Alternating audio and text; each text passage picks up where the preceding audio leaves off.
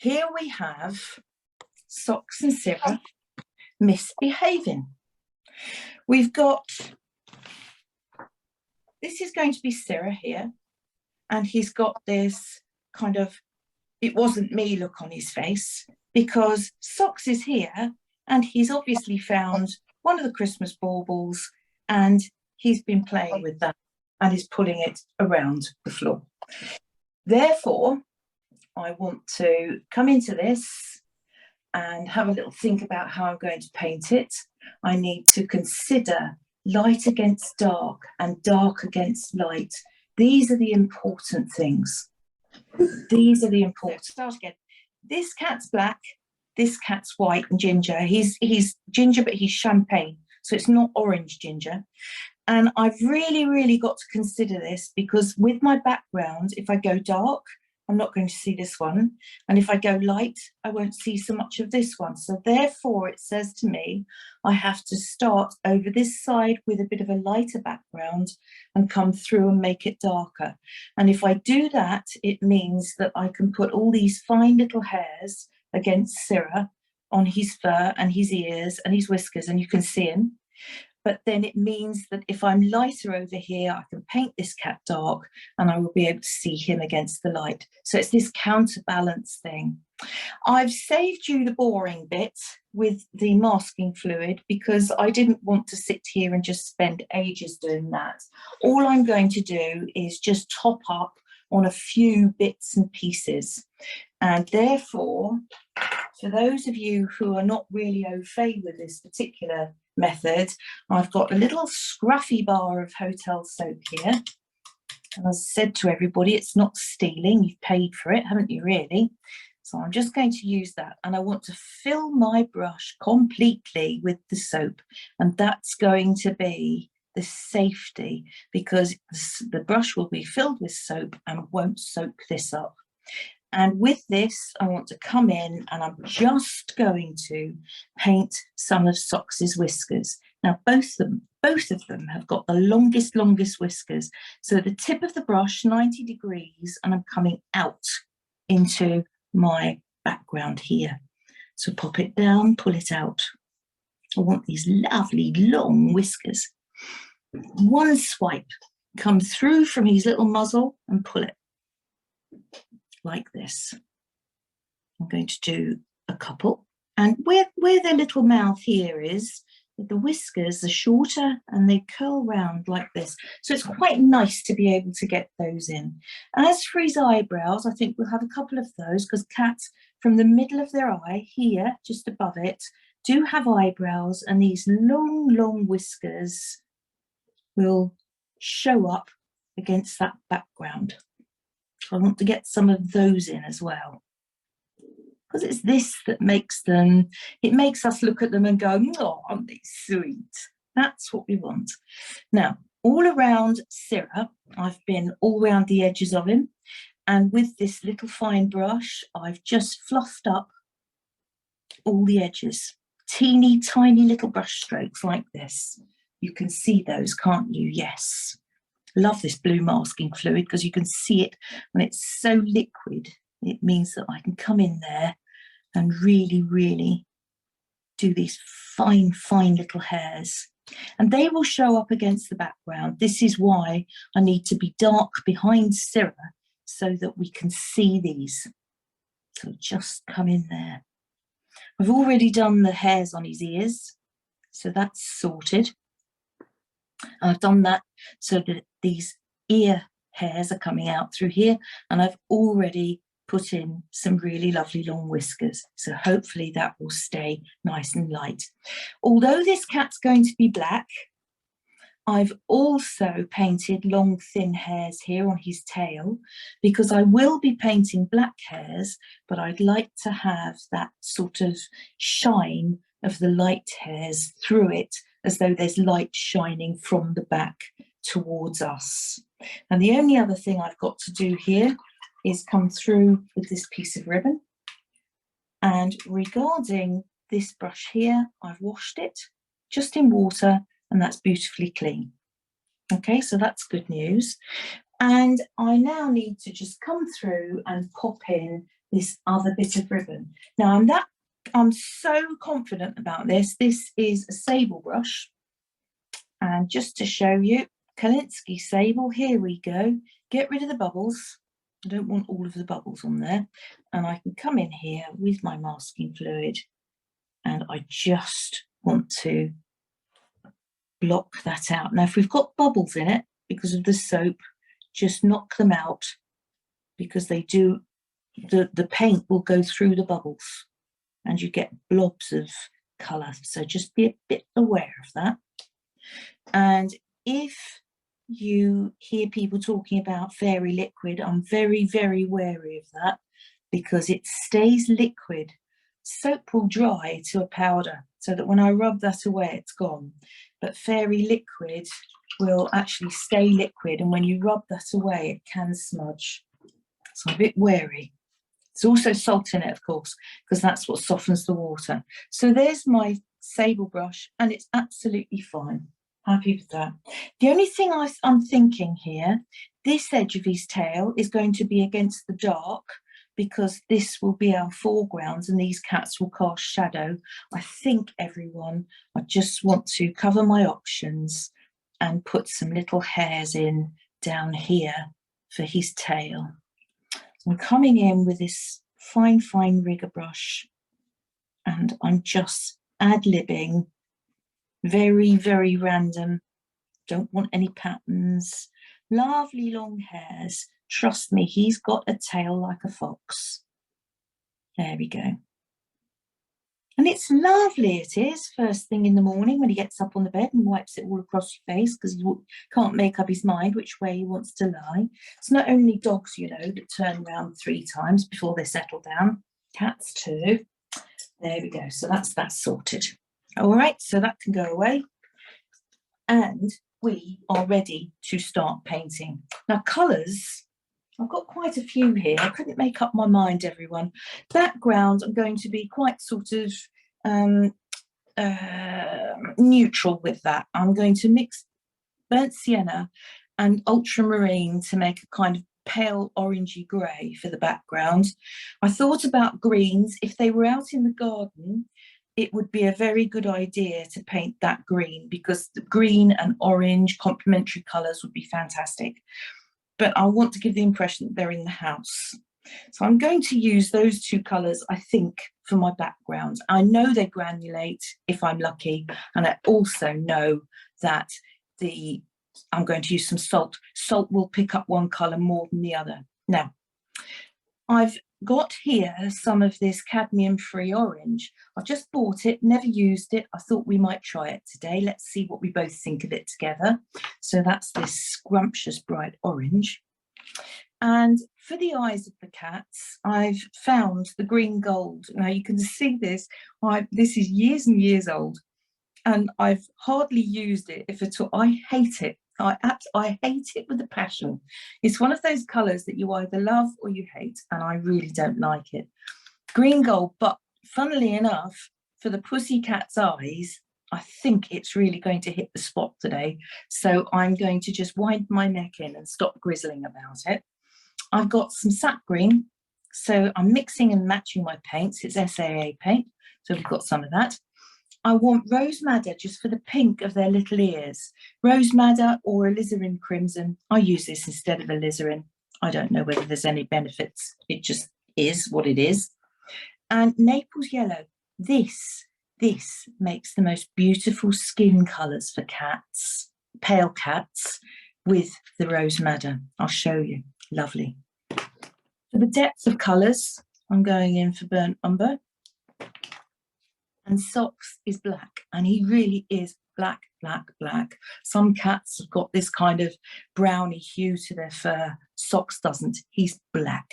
And I'm using Payne's grey.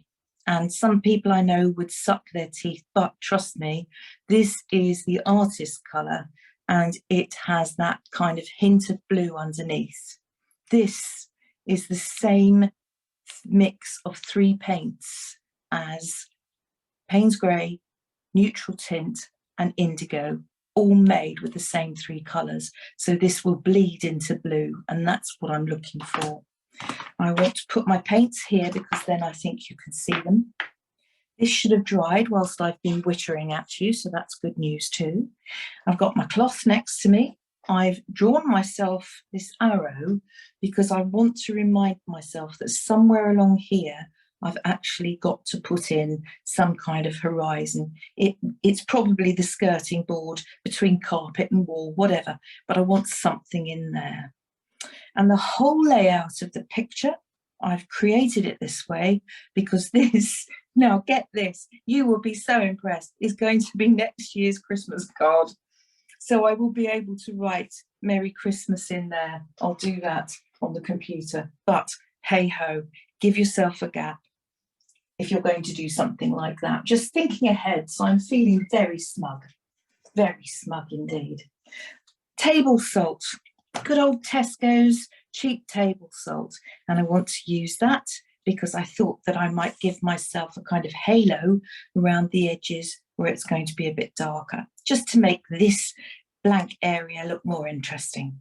Now, I'm using, this is just good old Bockingford, and I'm taped down well, and with a hake brush, I want to come through my background, and I'm just going to wet my paper.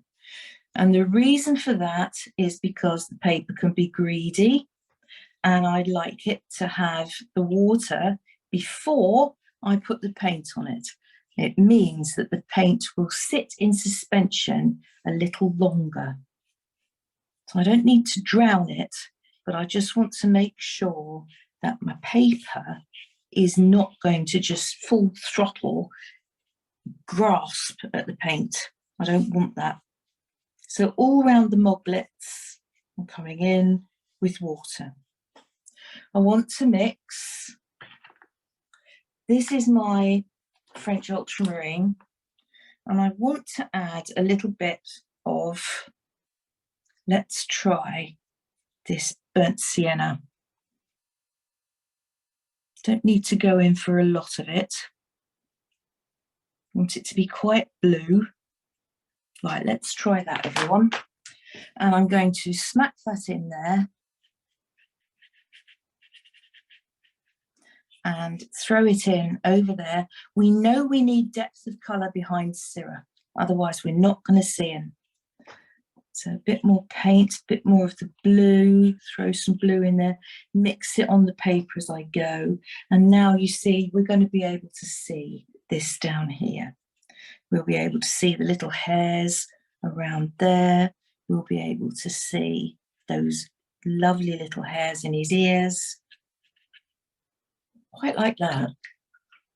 Let's see what we can do with it. I'm cleaning my brush, getting rid of all the extra water. Let's pull that through a bit. Like that. I want to get rid of some of the stripes. Don't want it stripy.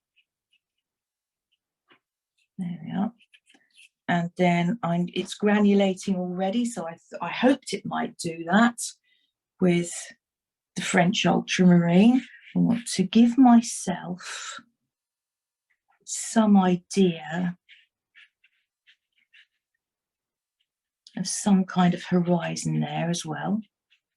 Make sure that's dark enough that we'll see Sirrah's fur. And then coming down, pick up a bit more of the blue maybe. I want to bring that through there. Tuck it in underneath the Kit Kats like that, so that I can definitely see the fur. Bring some of that blue up through there. Okay, I've got this horrible habit of doing things like that. It always goes uphill. I'm a stinker for it. Just want the hint of that there. So we also need it there, don't we? So hang on a minute, coming through. So somewhere there, we're going to have some kind of horizon line, something like that. Okay, so actually they could be out in the garden, given the colours that we've got here. I want to introduce a bit more dark around here. What happens if I come in with some of my, this is my lovely rose madder. I would like another drop of the French ultramarine, because this time I'm thinking about kind of mauve as shadows underneath the moblets. So there's my rose madder. Come into that with the French ultramarine. And what happens if I do some of that? Oh, that makes it a bit psychedelic, doesn't it? It's quite interesting. Right, okay, I'm going to clean my brush. Like that. I'm going to come in and soften all of that. Going to get rid of the drips because here it's really, really soggy and it will take too long to dry. Just want to swipe away what I've got on the masking fluid, like that, to help dry it and ease me along the route, because it will take too long to dry with a hairdryer otherwise, and you'll get impatient with me. And then I want to throw some salt on. So the salt I have here, this is just, oh, I think I'm going to sprinkle that, everybody, not pour it. And I don't want a lot. I really, really don't want a lot. Sometimes you can go a bit mad with salt and it spoils the whole thing. You can lose too much. So I'm just throwing some around the edges and we'll see what it does. I'm going to bring a little bit round here, round the front, to make it look more interesting. Give us a bit of texture that could look like something on the carpet. Actually, we don't, yes, something on the carpet. That could be dodgy, couldn't it? But it's not going to be anything nasty. That's it. Okay, so now we've just got to allow that to do its thing. And let's have a think about where we're going with these pussycats. It's going to be difficult painting Sirrah because he's so white.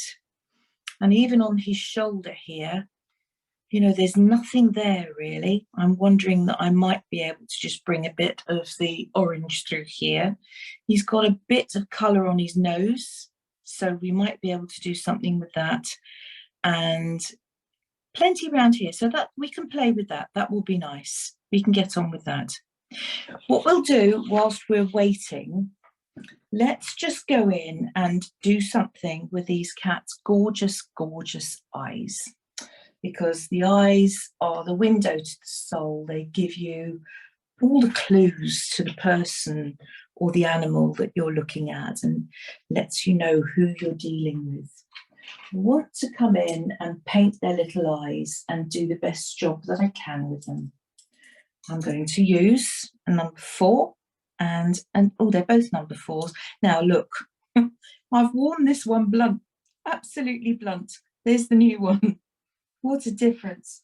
So I think, everyone, let's enjoy the new brush. Let's enjoy it. Okay, these green eyes, they're kind of, oh, they're greeny gold. So this is what I was wittering about when I was talking about this green gold. I mean, it's not far off, you know. Let's try it. Let's try it. And if I start to cry, oh, see, I do not like that colour. I'm going to use it just for some of the lights in his eyes. I'm going to, no, I don't like it. It's no good. As hard as I try, I do not like that colour. If you use it, and if you like it, I'd be very grateful if you'd email me afterwards and let me know what you use it for, because I just can't come to grips with it. I've got a friend who likes it for spring trees, you know, for the bright colour on spring trees. But, oh, I don't know about that. Now, so I'm going to go for, this is sap green, and I'm going to add a little bit of Naples yellow into that. These cats, they've got such pale golden coloured eyes. So I'm going, ooh, that's a bit better. That's a bit better. To just come in and drop that in. It's going to be dark there because that's hidden behind the bridge of his nose. So let me just blend and soften. Just blend and soften. Keep it light. Keep it nice and light, because the problem here, we always tend to think, oh, lovely green eyes, I'm going to paint them nice and green. And it's not always the way of it. Keep it pale. Otherwise we land up with very, very dark eyes. So this is a little bit more green, a bit darker, just bringing it through there again. So we've got the light colour, so now I'm just bringing through a little bit of the dark. Pull that through there, like that. Now that I want to pick up, and I'm not going to rinse it. All I'm doing is tap, tap, drying the brush. It's still dirty, and then I go in and I wick it. And that works really quite well. I want to give the feeling that the eyes are curved and they're balls. So round here, I'm just going to pull a bit of the green like that. Rinse, tap, tap, come in and soften that so that it's not too hard a line. I want to drop a little bit of the green on this side as well. So down here, pop it in, follow the shape of the eye. Rinse, tap, tap, come in and just soften one side and then soften the other. Gosh, I didn't realise how very blunt my other brush was. Using this one, what a difference. I want to come in here and drop some more green in there. It's still quite wet, So I'm just manipulating it, but I'm going to have to stop in a minute because it's starting to dry, and that means that I shall land up with cauliflowers. So I'm just going to do that. Just blend that softly, softly. And then I'm going to come away and leave it. I don't like that blunt edge there, so I'm just going to scumble that. Right. Okay, so bless him, his eyes are exactly the same really. So let's start with the very light colour. His eyes are smaller. I'm just ignoring the pupils altogether. Too blunt. Don't need. So now I'm going around the ring of the pupil with a darker green. It's a thicker green, it's not darker. So I'm just coming round like that. And if I rinse and I dab and I come round and just soften and blend on the outer edge, and that gives me a ring of darker colour around his iris, around his pupil, so that's okay. We'll do the same with Sirrah as long as he's dry in a minute. Not yet, let him dry. What I want to do now is mix up a colour for their little noses. Now, a good colour mix for a pale blonde coloured cat, if we take alizarin crimson, and if we add Naples yellow, it makes a gorgeous sort of peachy colour. Hang on, a bit more of that. And if I take that and I add lots of water to it, it gives me a really, really decent colour for a cat's ears and a cat's nose. Now this little monster, he's got a very pale nose. So I want to start with that. You can see how much water I've added.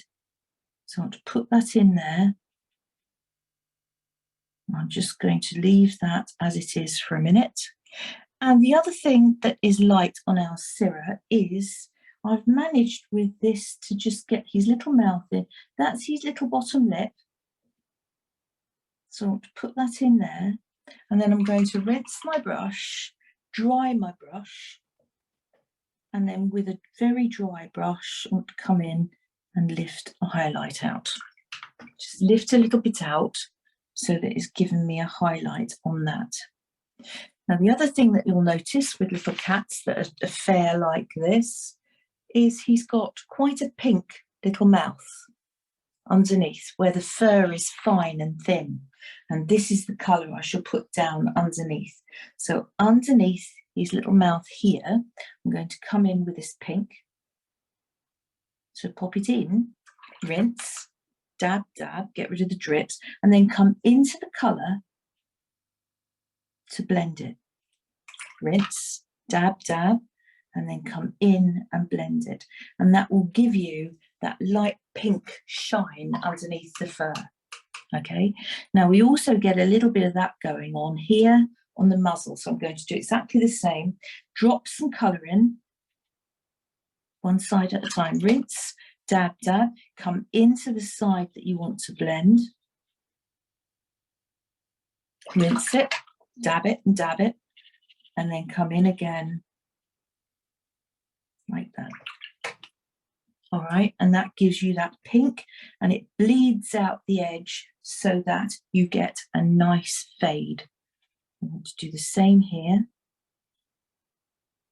So this time I'm rinsing, and I've got to come in this side, this way. There we go. If you find it easier to kind of move your work around and turn it upside down, that's absolutely fine. That works, it's good. Salt's working. Can we see the salt working here? And it's clever stuff, because what it's done, it's lifted the, I used burnt sienna, didn't I? So it's lifted the burnt sienna out and left the blue behind, which is quite interesting. Look at this particularly here. So if you know it does that, make a note, remember it, because you could use that in future. And down here, it's the same sort of story. The blue has stayed there, and it's lifted out the rose madder. So how clever is that? Gives you some good effects. Nice granulation. Granulation is when the lumpy bumpy paper separates the granules and the heavier granules go down into the nooks and crevices. Really worthwhile knowing about. Now, Pussycat, your eyes. We're going back to Sirrah. And his eyes are quite green, aren't they? But dark in the corners. So I want to add some darks, and we want to make them rounded and look as though they're balls. Therefore, I'm going to take my sap green, and I want to add a little bit of the French ultramarine to that, because I want to knock it back and knock it down darker, more interesting. And with that, I'm coming in around there, and I'm rinsing, and I'm dabbing and dabbing again, and then I come in and I soften. Always come into the side that you want to blend. And then I want to do the same, because he's looking at us across at an angle. So therefore here, as I said, it's really quite dark in here. And that's the second sort of layer, but I'm going to even put some more in a bit. So for now, just pull that round there. And this time I'm rinsing. And I'm just going to come in from that side, and then from there. So it's awkward. I mean, I'm sitting in my chair all eye bobbledy wink and sideways, but if it gets you the kind of effect that you want, it can't be wrong, can it? It's just that you need to keep it tidy and neat. So with this dark green, I'm just going to add some little bits of movement in the eye there, as though the light's catching it and glinting, and putting some shadows in. Because as you know, our irises aren't just lovely flat pieces of colour. You've got all these wonderful kind of veins and shapes in your irises. So I want to get some of that movement in my Pusscat. So come in underneath, clean your brush, get rid of the pigment, get rid of the drip, and then come in and blend from the other side. Right, let's leave it to dry. What I need to do now, if you'll excuse me, is 2 seconds, and I'm going to put the hairdryer on it. I want to make sure it's bone dry, and then some of the masking fluid comes off. So 2 minutes, everybody. I think that should be dry enough, actually. Let's have a play, everyone, and see what happens. I want to take off the mask on Sirrah. So let's see how we go with that. Okay. Now I'm losing my whiskers here, but it doesn't matter. Take them all off and I'll show you how to reinstate that. That's fine. I'm using one of these little tools. It's called a mask away. It saves your poor fingers, and it's wonderful because it keeps all that rotten mask on there, and then you can just pick it off and throw it away. Once upon a time, of course, it used to go in the bin, didn't it? So I'm not worried anymore about the ribbon because we've got our background. You can see Sox's whiskers there, so that's all right, happy with that. And there's his paw on top of the bauble.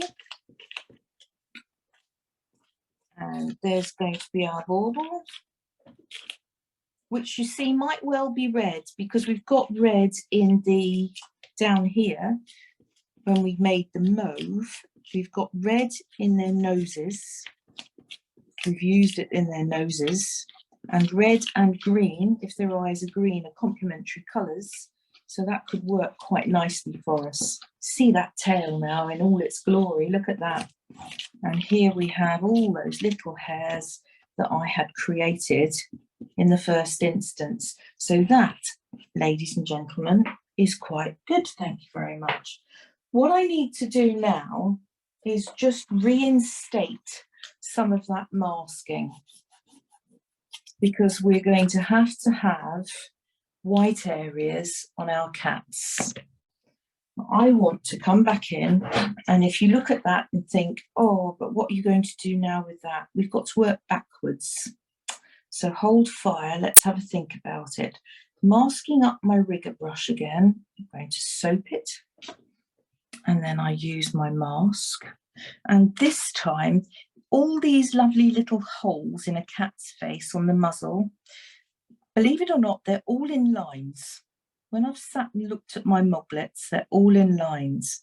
And the whiskers, of course, come from those lines. So I need to come through from that whisker down to there. Just look at the trajectory, look at where you're going from and to, and try and marry it up. And then through here, I'm going to come through to there. So just try to work backwards on yourself like that. I don't really want any more. There's one through there, isn't there? Aha. You thought you'd get away from me, didn't you? But you're not. There you go. So now my plan is to look at what I've got here and think, where else do I want them to come? So I'm going to bring some down here. And I need to bring some through here, right across this area. This is going to be Soxy's tail, and that's the reason why I put Soxy here, because then I have the black tail to show up the lovely whiskers. Anything else, I couldn't have been sure of getting that lovely change of depth of tone. So here, doing it this way, that works. I'm going to pull some down, round and through here, because they have all these lovely little bits here from their chins. I'm going to pull some through there, because that will be shadow under his chin.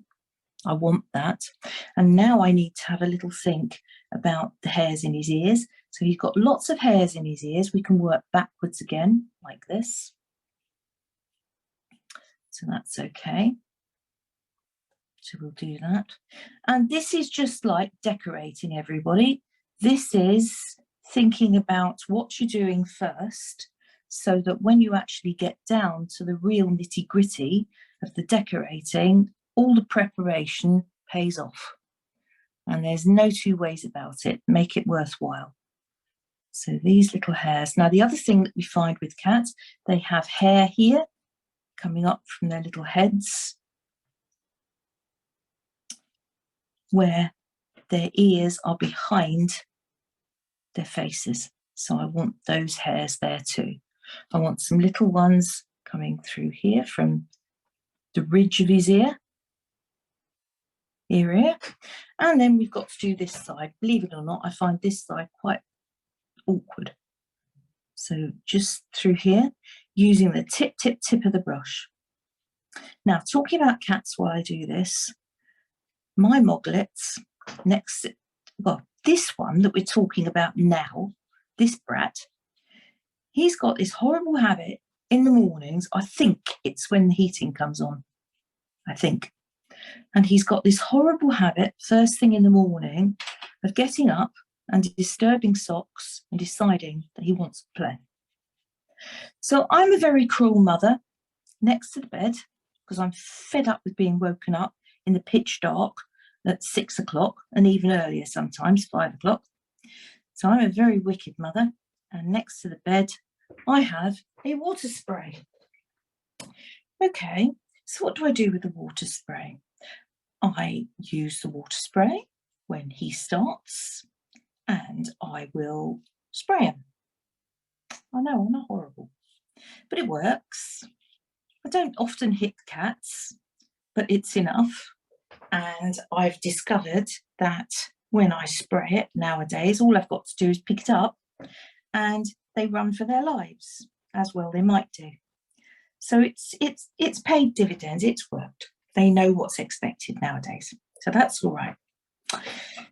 Now, one day this week, I think it was Friday, they decided they were going to get up and have a play. And I'm sorry, but not on my time, you're not. It was too early. It was 5:30, and I decided that they weren't going to have a play at 5:30. So I picked up the water spray. Well asleep I was, you know, very dopey. And I didn't pay attention to which side the trigger was, did I? And I landed up with a face full. So 2 cats were sitting on the end of the bed, laughing their heads off. Serves me right. But yes, I got a face full. It went all wrong. And I sat in bed and I thought, what have you done, you silly woman? But there you go. Now, we've given Socks whiskers. We've given Socks hairs in his ears, because he's got long hairs in his ears, particularly here. They reckon he's got a bit of Maine Coon in him, so he's got these tufts in his ears. Very handsome boy, if I say so myself, but I'm just a proud parent, ignore me. He's got white, incredible white moustache, so we need to be careful with that and keep that going as well. I'm not going to do anything with his paws. What I do need to do is just mask out this ribbon that goes across here, because if I don't, I'm likely to forget it and make a mess of it. So I just want to grab this, do this, and just paint the ribbon in. Now, how do you know when your paper's dry, and what do we do about paper that's cockled? This paper has cockled at the moment, but if I were to continue with the hairdryer, it would go flat and it would actually land up being drum tight on my board. So the water that I put on in the first place is realistically my stretch. I don't stretch my paper. This is it, effectively, this is my stretch. So that's the ribbon. We have whiskers. Oh, but look what we need to do down here, everybody, for now. We need to think about hairs down this side of the face, because they're going to be against Socks's black fur. So let's just do a little bit of this. Now, it's worth noting at this particular point in time that when you are putting hair on a cat like this, when you do it, the longer you make the brush mark, the longer haired you make the cat. So if you've got a long-haired moggy, then you need long strokes. And for a short-haired cat, make them very, very small, because otherwise it just won't work. It just won't work.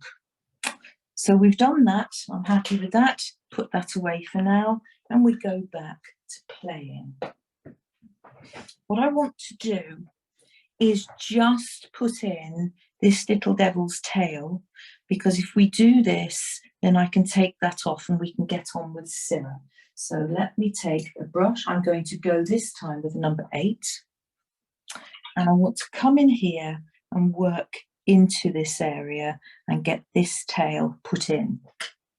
And the way I want to handle that is, this is my lovely, I like it, Payne's grey. So I'm coming round Soxy's face like this, up through his ears like this. And I'm not wetting it first, I'm just going straight in with the paint up to Sirrah's face. This area here, this is the top of his tail, and I want to just soften it. So that's water. I'm just going to soften it. We'll put the fur and the texture in afterwards, but I don't want a hard line there because that would be difficult to deal with later. So just for now, I want it darker down here because this is going to be in shadow. And then rinse and dab, and then come into it in the same way that we did earlier and just blend that like that. But what that's done is given us the side of this cat's face now with all the hair that we can see. Got something wrong with the paper there. Can you see that? Can you see that splodge? Let's get rid of it. That's probably me with a greasy hand or something when I was putting the paper down, and I put my hand down and I've probably... Now, I'll tell you something, everybody. I'm telling you porky pies to start with. I said to you that this paper was Bockingford. It's not. And I know that from the way that first layer of colour has gone on. This is Saunders Waterford because of the way the paper has soaked up that colour and left me with some hard lines here, look. Because Bockingford wouldn't do that. So it's interesting, isn't it? You get to know your paper by the way it behaves. Interesting. So that could make this interesting as well. Let's see how we get on with it. Let's play. Whilst I've got this pinky colour in my palette here, where can I put that so you can see it? There, maybe. So whilst I've got the pinky colour on my palette, I'm going to come into the ears and I just want to lay that colour in for starters. Now, his ears are so pale that that colour is all over. Puddle. So I've dabbed the brush and I'm just going to come in and pick up the puddle. I want to use that colour on the other ear as well. So as I say, right up and through. That's it. And if you've got drips and puddles, don't wash it, just dab, dab, get rid of it, but it's still dirty. And I'm coming in and I'm just going to use it as a mop. And the reason for that is if I clean my brush and I make it too clean and then it's fairly dry, it becomes a thirsty brush which wicks the colour back out. And I don't want it to do that. I don't want it to do that. Now, Soxerini doesn't have those pink ears. His ears are browner. And I don't want to touch those at the moment because of this here. I'm going to leave it alone. We'll go back into Sirrah. We'll do that for now. Let us take a smaller brush.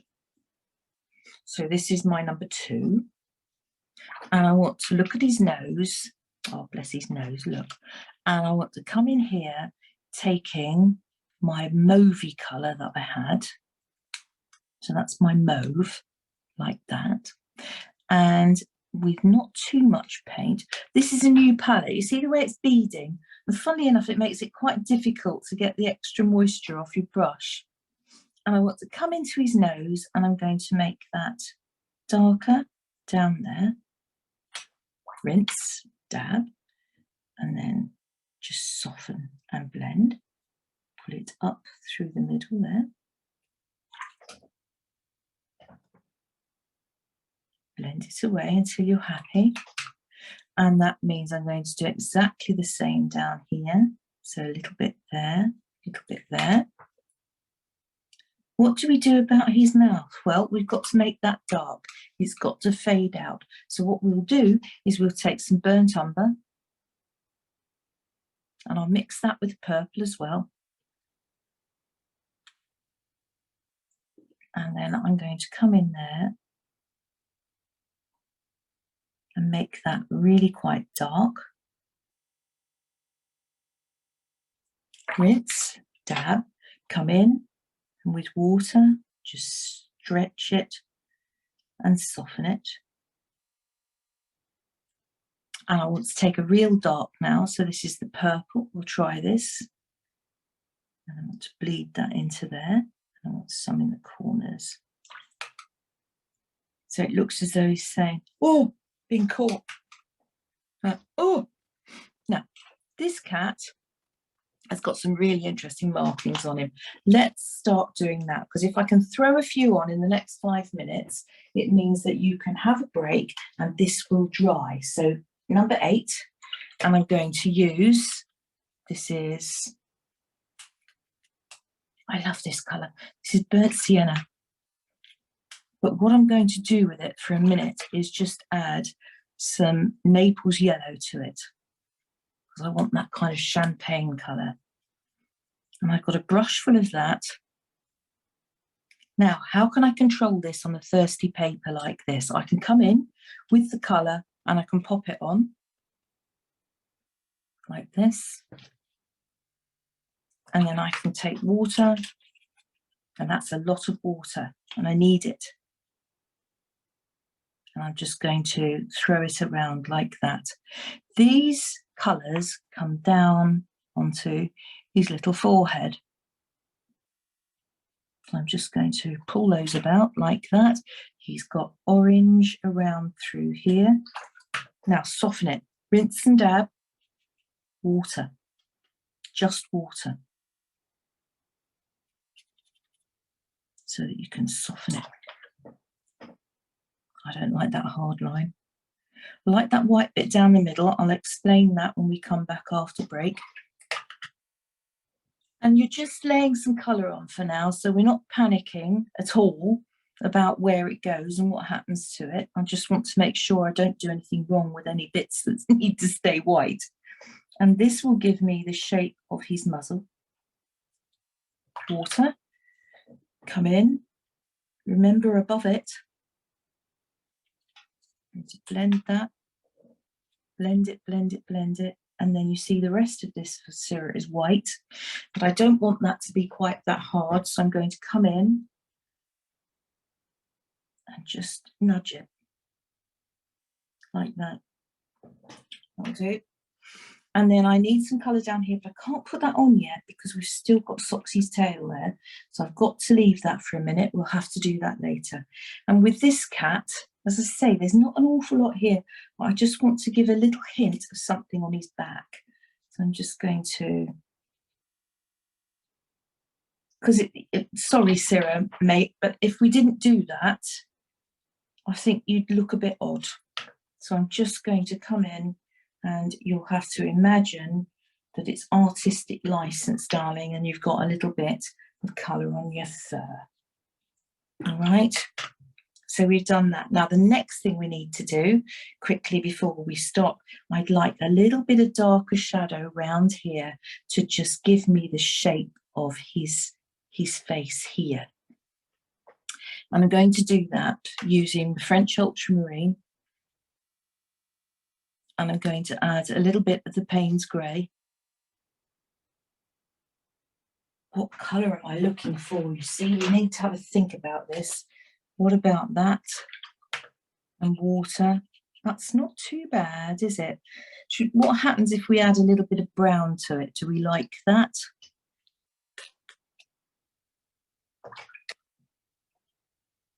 Maybe, yes. Maybe that's kinder. Not quite so cold, is it?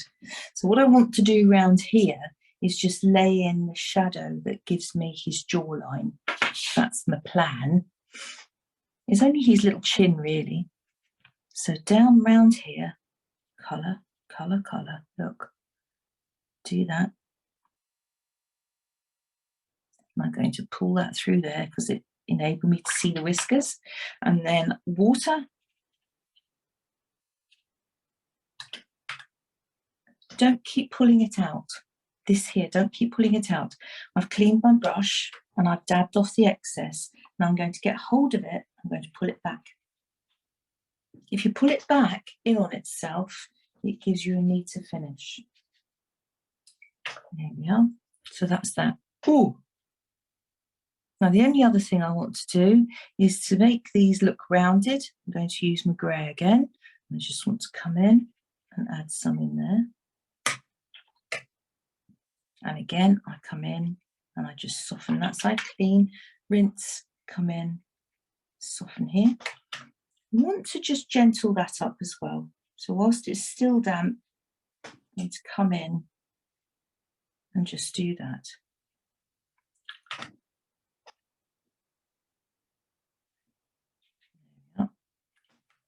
And then I'd like a little tiny bit of shading here to round off that side of his little face, like that. And that kind of gives us that idea of that roundness, doesn't it? That all cats and dogs have.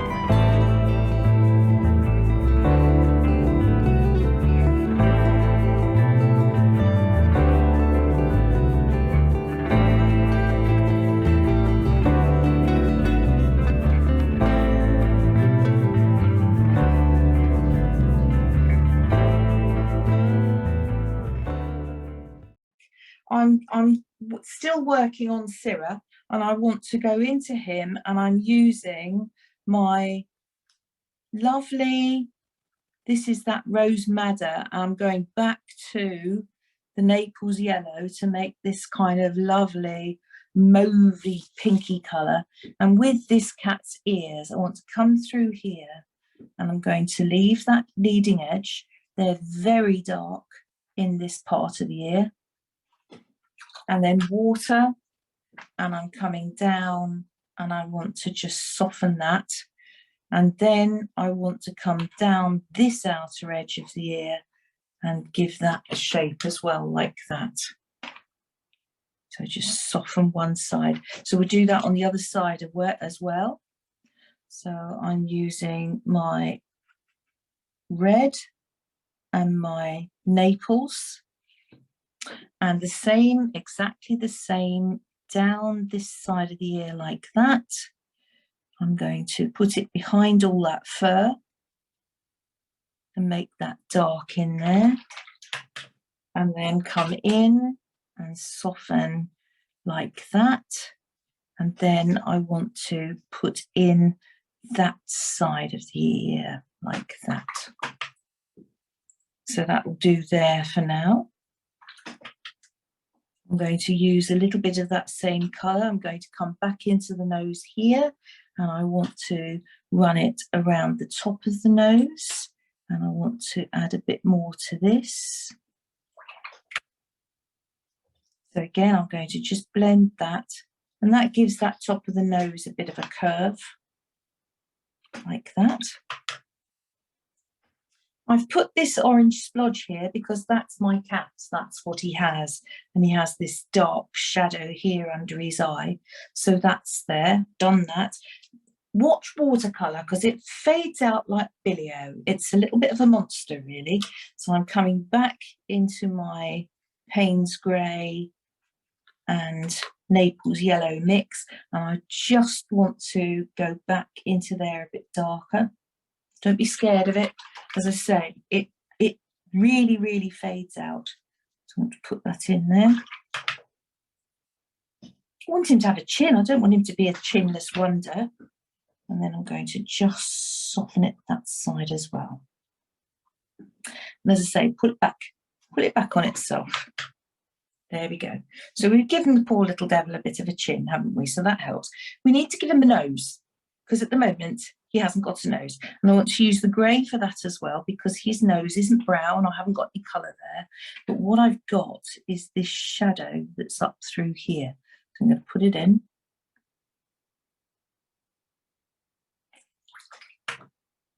And then again, soften, soften, soften. Like that. And then I'm coming in and just poking into it this way there. Like that. So I've given him that bit of a shadow on his nose. So that's okay.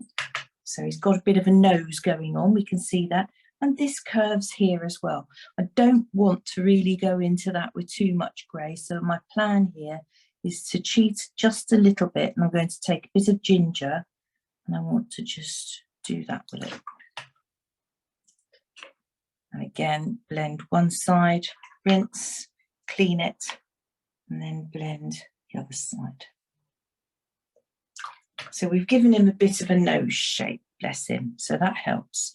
Now with the other markings on his fur, several different ways that you can do this. You can either paint on.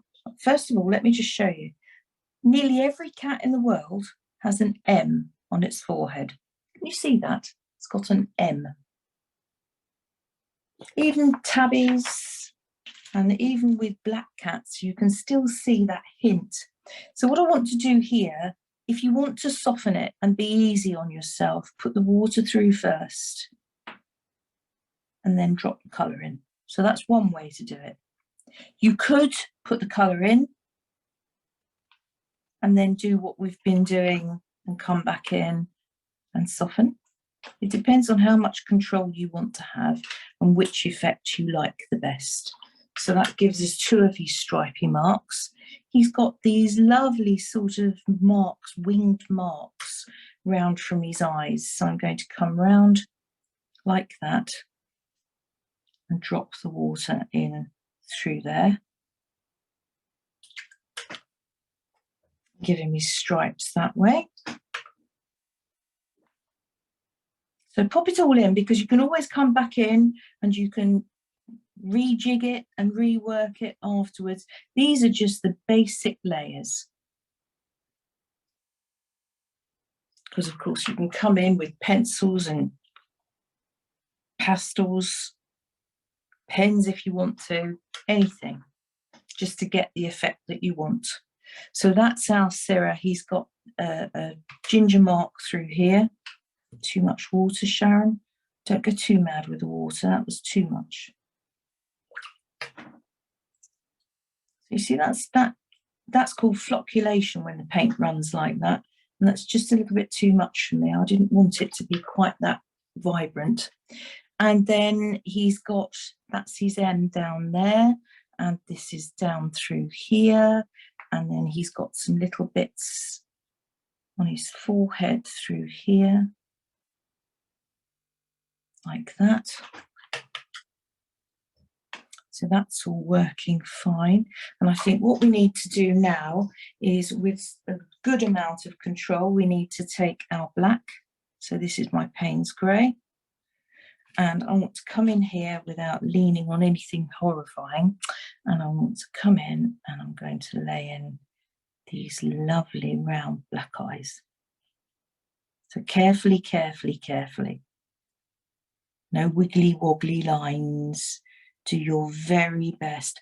Don't worry about highlights at the moment, because I think we're going to put those in with some gouache. So I'll do that one in there like that too. And suddenly you're starting to see a bit of character in our face. That helps, doesn't it? There's always a debate about whether you put the eyes in first or whether you put the eyes in last. You've got people who do like to see the eyes, people who don't like holes in faces. I like to get the eyes in, because if I'm going to do it wrong, I want to do it wrong now, not later on, and then regret it. So I've done that, and then I'm going to take my Payne's grey and a little bit of burnt umber, and with that colour mix, I want to just come in and as carefully as I can put in that into there.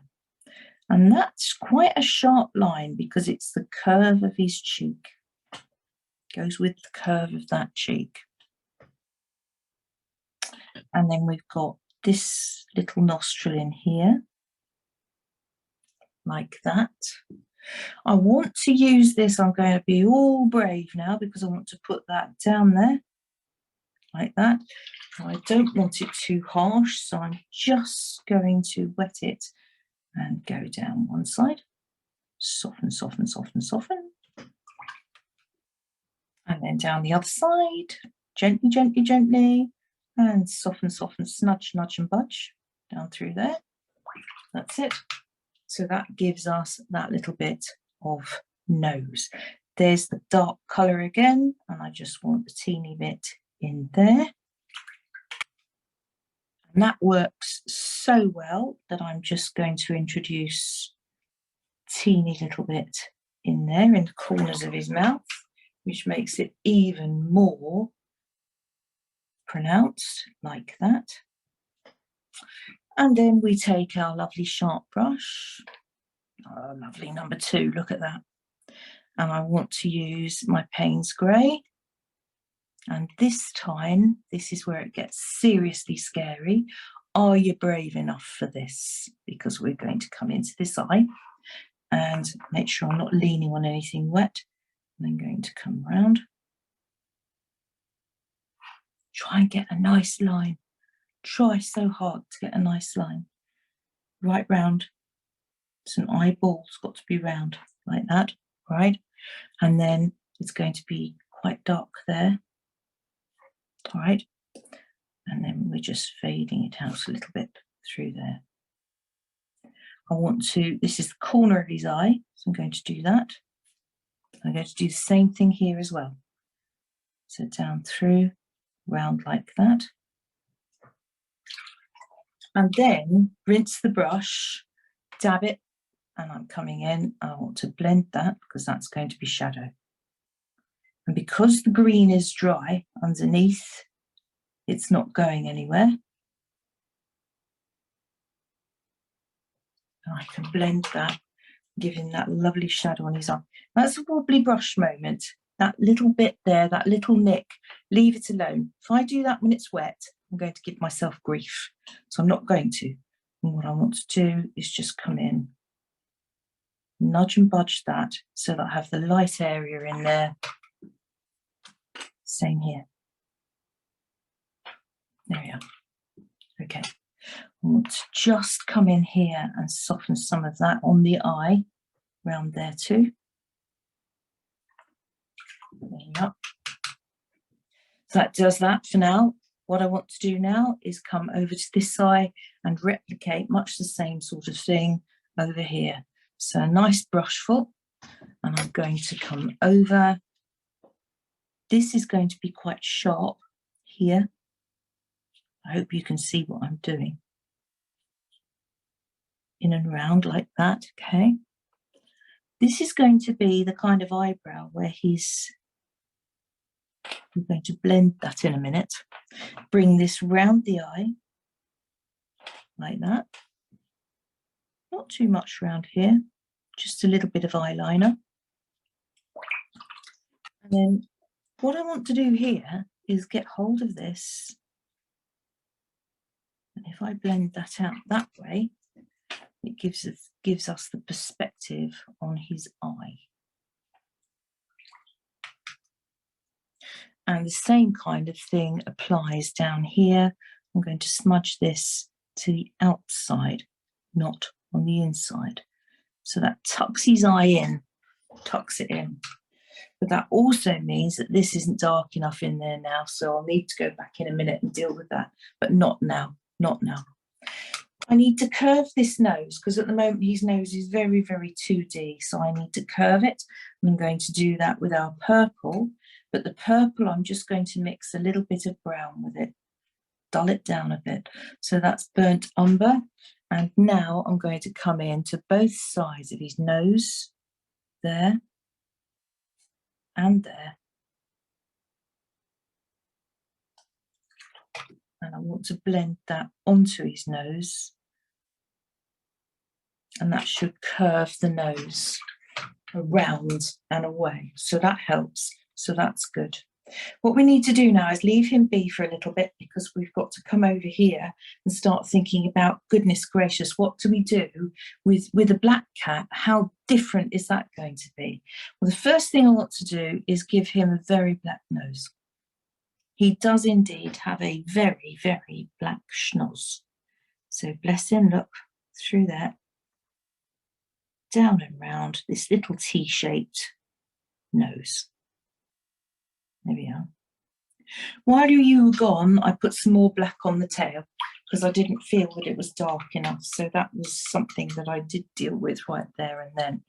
Now, the other thing I want to do here, the inside of his ears are, yes, indeed, they're Payne's grey, but they're not all Payne's grey. The blood colour that we see in the paler cat, we replicate with some burnt umber this time. So I'm using this browny grey mix. So let's just put this in and then we'll see how we go. And it's really, so not right up to the edge. So we're going to go in there and it's quite pale. So it goes in and then I use water to soften. I notice I've got a little bit of black there that I don't want. Yeah, not got that wrong, everybody. So here, ear is the other ear. And this time, because he's got his ear half flat, because he's doing this I'm being naughty thing, put it in.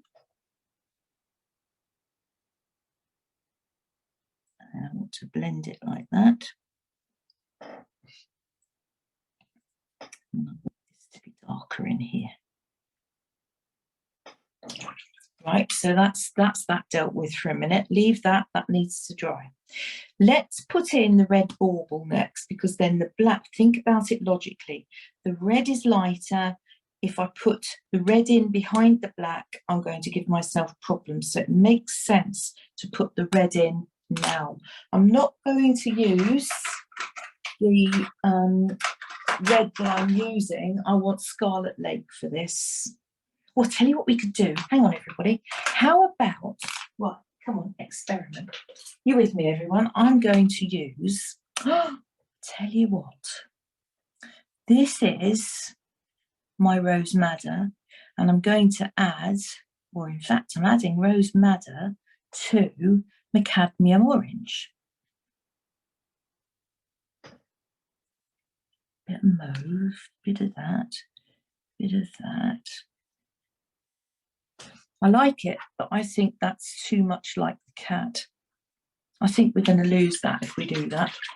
So no, cancel that plan. Stand back, stand by your beds. What we're going to do now is go for this Scarlet Lakes. Always worth a try. But you see, I don't like that, because if I go for that, I think that is too much like the cat. I just don't think it will work. So let us, you and me, try like Scarlet Lake. So look at this. Ooh, yummy, yummy, yummy. Look, that is Christmas in a tube. So we've got we've got 3 little toes there. And I'm going to keep that nice and round, if I can. Oh, what did they say? Leonardo da Vinci could paint and draw a perfect circle. Oh, I wish. So there we go. And then that is going down behind the cat's face. So I'm going to do that. I'm going to do that. And then let's see if this works, shall we? I'm going to clean the brush, dry it. So I've got a dry, thirsty brush. And then I'm going to come in and just lift a little bit to give myself a little bit of highlight.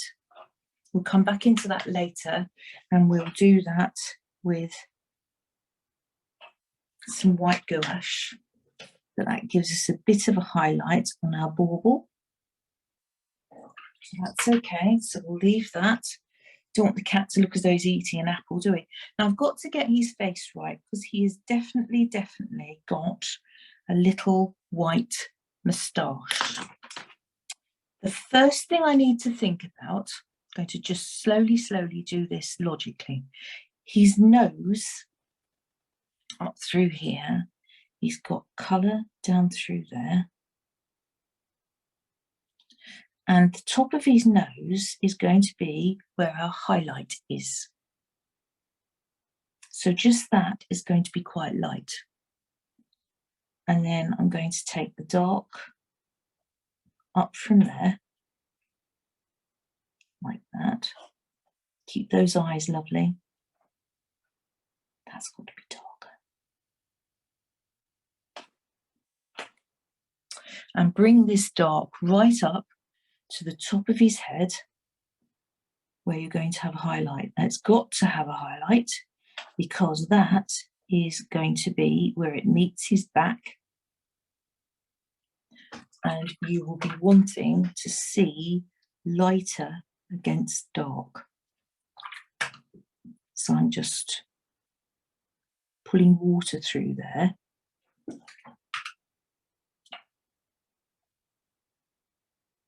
So that we will be able to see that as lighter in a minute.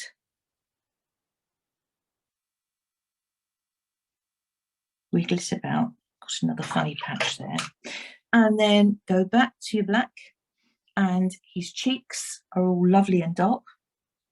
And the hair comes up across his ears. I'll do this bit in a minute, because I don't want to touch all that. That would make us all cry, wouldn't it? So I'm coming through here, and he's really, really, really black pussycat. So right round the eye, beautiful shape round the eye if we can do it.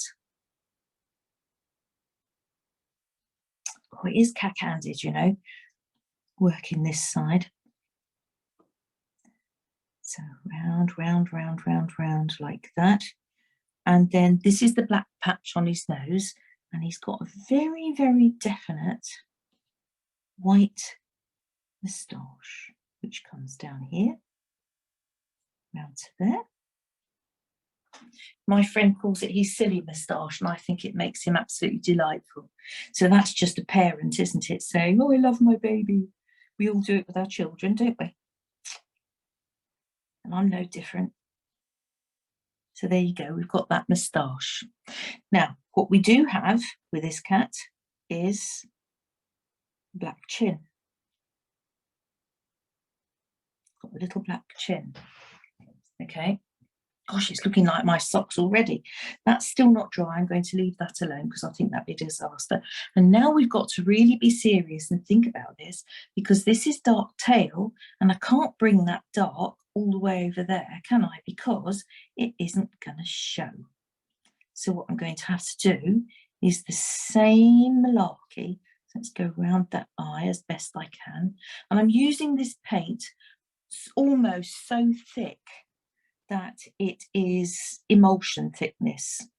Now, what happens to his nose this side is that comes down to, oh gosh, about there, like that. And then I've got the complete muzzle like that. And then I'm bringing this out over to here. And because this is a thirsty paper, I'm using this really thickly, because if I don't, it'll just wick it all away and I'll land up with the situation that I had here on the tail where it's not dark enough. And now I'm coming in with just water, and with water, I'm bringing it across to the tail so that we can see that we have lighter against darker. And I might have to go into the tail like this and even do that so that there is no question about it at all. And then I can soften that away with some water. So that works. I've closed his eye up a bit there. Leave it until it's dry, because when it's dry, you can go in and you can start manipulating it and it'll be fine. This is dry enough now that I think I can come in and I can have a little fiddle with the rest of this. So I'm just going to scumble the fur in like that.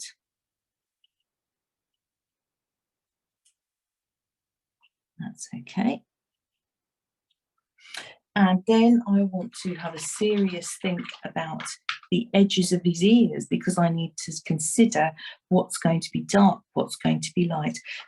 I think the back of him here is going to be lighter, because if we have light falling down this way, this is going to be lighter. So I need to consider, therefore, that the ears, the edges of the ears could be very dark. I think I'll do them afterwards. So with his back, we're going to take our Payne's Grey, and I want to come in here. The ribbon is going to go underneath him because that solves that problem. I don't want that problem, so I'm going to just pretend it's not happening.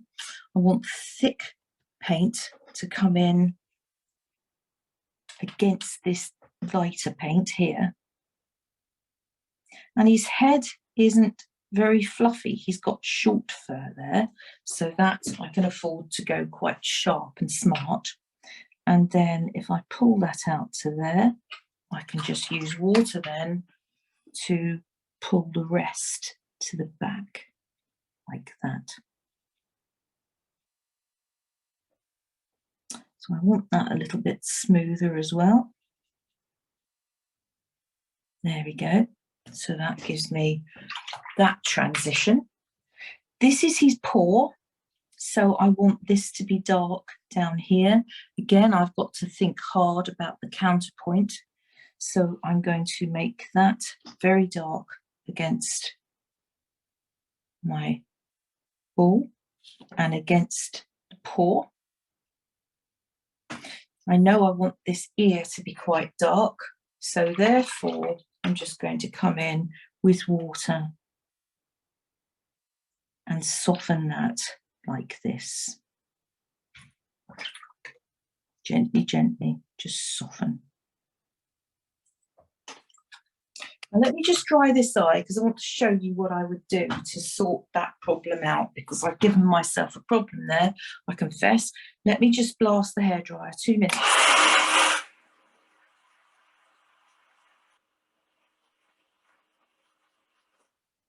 Right, it's a good idea to find a, I was going to say a pokey brush. I know what I mean by that. I've got this really short stubby brush here that I've worn to death. It's almost died, it's had it. And I'm going to use that damp, not soaking. I want to go in, I'm going to push it back.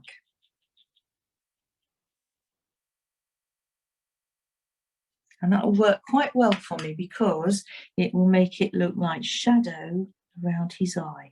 So it's okay. It opens out his eye again and gives me the look that I need. Do it when it's dry. Don't go in when it's wet. I did that over here as well with his eye, didn't I? So again, damp brush, come in, come into it from the side that you want to remove.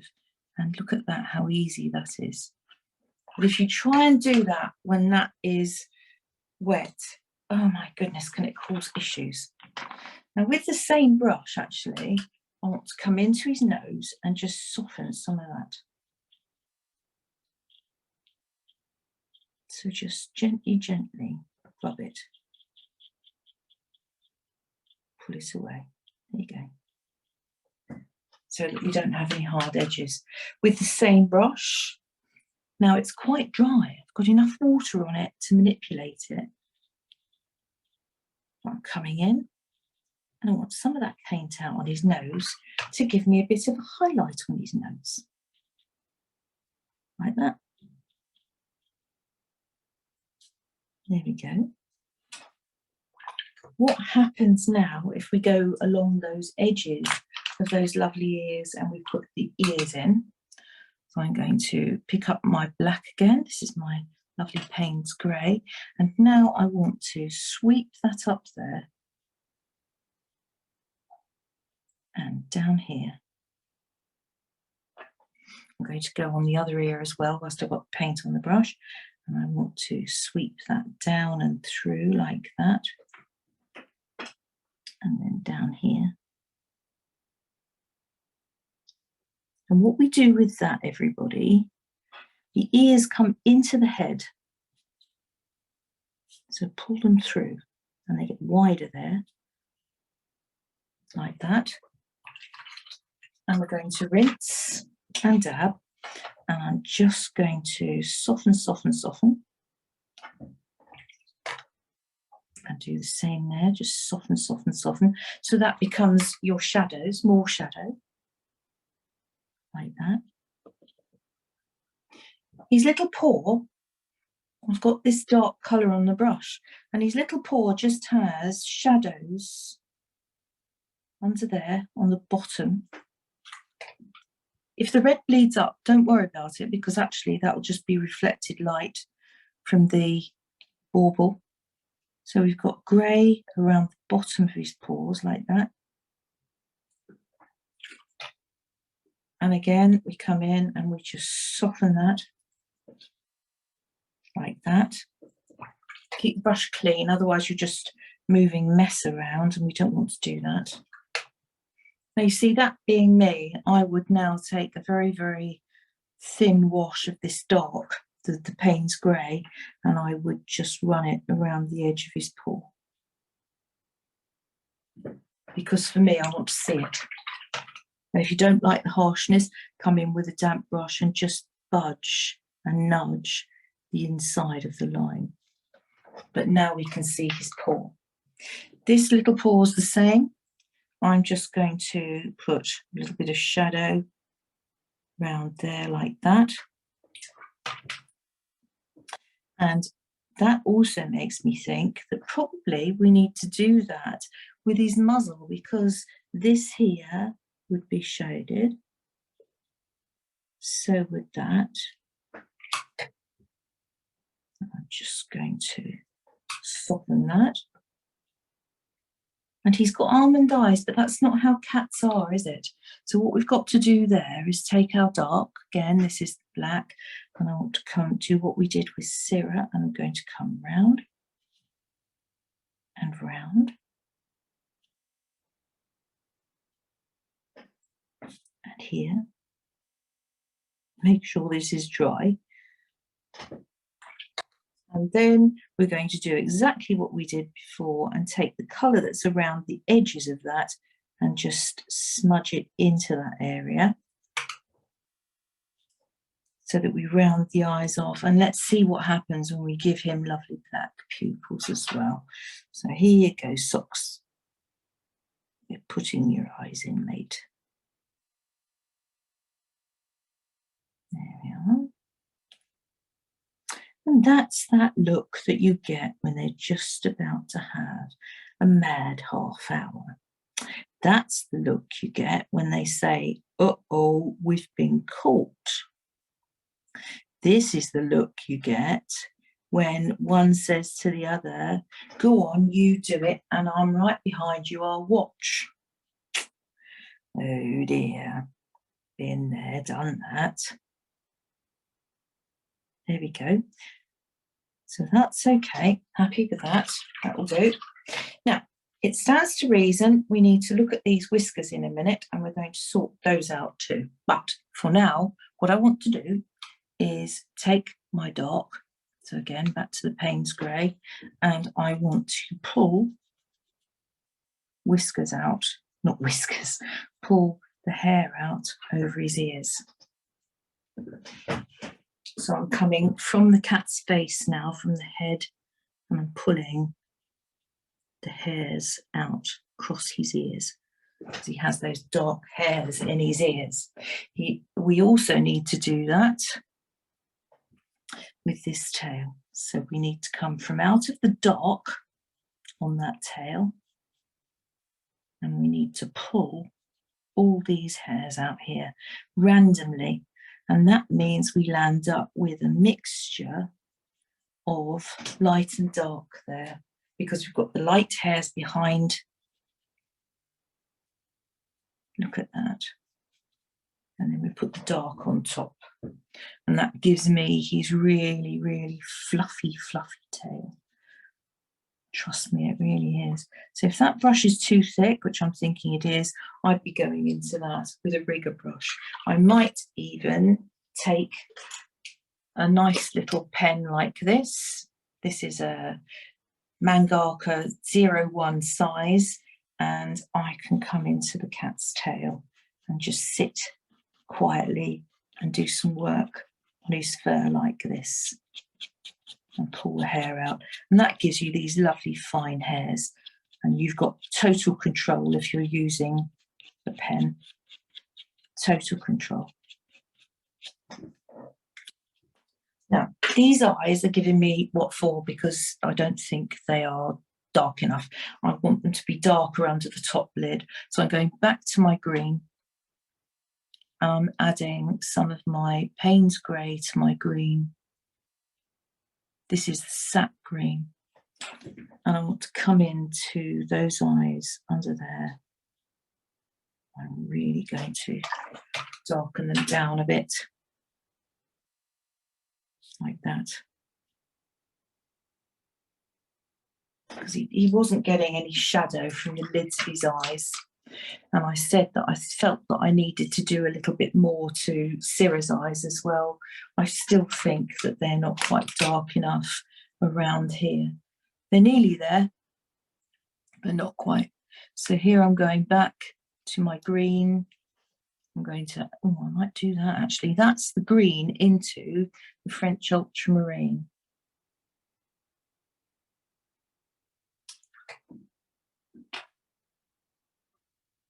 And again, I'm going to blend that through there. Yes, all right. Some of that. through there. Okay. Right, all right, so that's all right. Now, something else we could do with these animals whilst we're painting them to really work into this kind of furry situation, you have so many different choices. You can come into something like pastels. So this is just Faber-Castell, and we can open up our pastels and we can choose colours and we can work into the cat and put some fur on the cat with pastels. And to help yourself along, you could use colour and you could use a stump. And that means that when we come into an area like this, I'm looking at his forehead and what I've got here and the shapes and the movement that I've got here. So I've got the first bits of that. So if I bring that in there, that gives me the M. And all we do with this is just blend it through. You can use your finger if you want to. But it's quite fun to use a bit of mixed media. I would be wanting to make that quite a bit darker in there.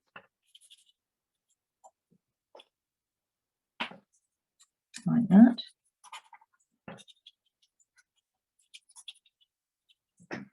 And with this, he has these very, very definite patterns across his eyes, down through here. And that enables you to paint with this as well. Because when you've got colour on it, you can always bring that through and start working it into other areas as well. So there's, oh yeah, look, he's got that there on his ear. Through in there. So this gives you good flexibility, doesn't it? So we can do that. And we can work with that.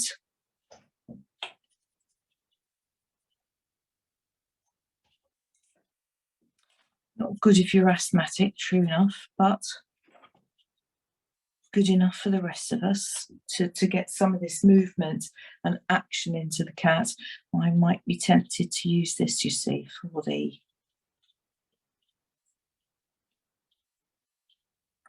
let's say they really do work in lines on a cat's face.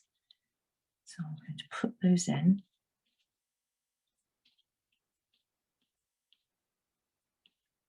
Like that. And you've got quite a shadow behind those, so I'm just going to soften those off. Now, the other thing I really, really need to tell you before we might run out of time, let me get rid of the masking fluid, because I think we've reached a stage now where we could do without it. What do we do about what we've got? Let me show you how to refine some of this. Take it away from over here so that we can see all those whiskers.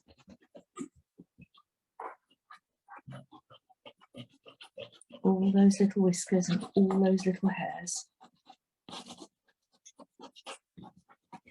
And what do we do? Because some of the wretched little things are coming out into makeup brush, ladies. That's all you need. Makeup brush. What do we do when we've reached the stage where some of this is some and some? Because you've got light through dark and then it goes back through light. What do? Well, it's simple. You need to come back in, find your grey. Pale grey, not too dark. Too dark, be disaster. And wherever that light goes through dark is fine, but then of course as it goes through the light, you need to do that. Got to, because it's the only way it's going to show. I hope you can see that on there. I think you can. Oh, I've just moved my camera, haven't I? A minute. Camera moved. Sorry, everybody. So there you go. It's the lights through the dark, and then it gets to there, and we need to do that. That's a bit too dark.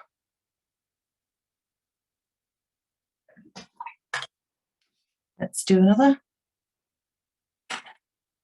So there we've got, it's coming through the light, the dark light comes through the dark, as it gets to the light area, we need to put it in. These are all fine, they're lovely. Up here, issues, because you've got lovely light whiskers, but then they're coming up into a darker area, so we need to just add those. So up and through, because we missed those, didn't we, when we were doing our masking fluid? Duh. That's my fault, that is. Now, what do we do with the transition areas? We get hold of a wider brush and you just soften it. Just soften it so that it's not hard and harsh. Just gentle it like that. I don't like this at all. That might land up having, I might land up with trying to get that out with a tissue, because I just think that's a mess. Don't like it at all. That's my problem. What do we do with this, where we've got these transition areas? It's a mess, isn't it? What we do is we gentle them away by coming in like that with a damp brush. And what we'll do is just, if we need to, reinstate one or two with a bit of white gouache. We'll do that in a second. So we just soften it so they come out of the shadows. Here, same applies. What I would do with that, I think, a minute, I'd get myself my ginger and I would go around Pussycat's face like that. I'm going to soften that side. And then I'm going to gently, gently muzz the ginger into the skin tone so that it just fades gently. Same here. Bring the ginger in. I'll give you the edge to the cat's face. Soften. And then come in the other way and mix the pink in with the ginger so that it puts the edges of all those hairs into the shadows. Same with these whiskers that are coming out of his face. Pop a bit of dark down. Soften, soften, soften. And then soften it into those hairs, because then it brings the hairs out of the shadows. I'm sure that ought to be a song somewhere, out of the shadows. So we do that. Now that works even better when you start doing that on the darker cat. So over here, let me show you where his eyebrows are coming out of his face. I'm using a smaller brush because the cat's smaller. You just pull the colour that you've got up the hairs and it sets them into the fur. Ears, just pull it.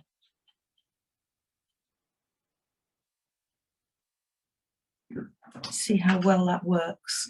Now the same's going to apply here, of course, with this Moglet's whiskers. We've got the exact same problem, that the whiskers are coming across from the white fur. So what I'm going to have to do is pull those in to his face that way.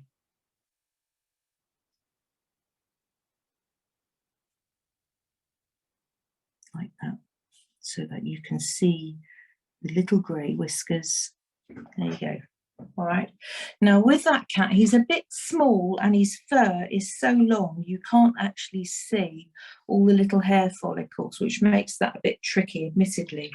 So that's a bit of an issue.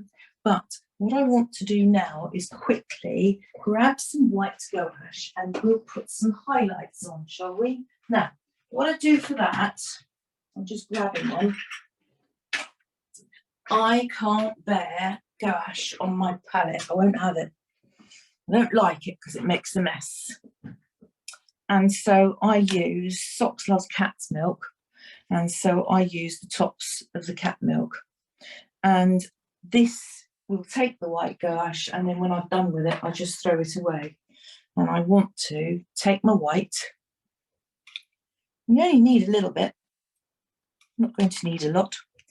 And I want to turn that into single cream thickness. I'm going for single cream because what I want to do with that is use it in a few odd places just to drop a few highlights into the Moggie's fur. So I'm just going to get rid of the excess paint. And then with this cat, he's got some of the most incredible little hairs, white hairs, up through his nose here.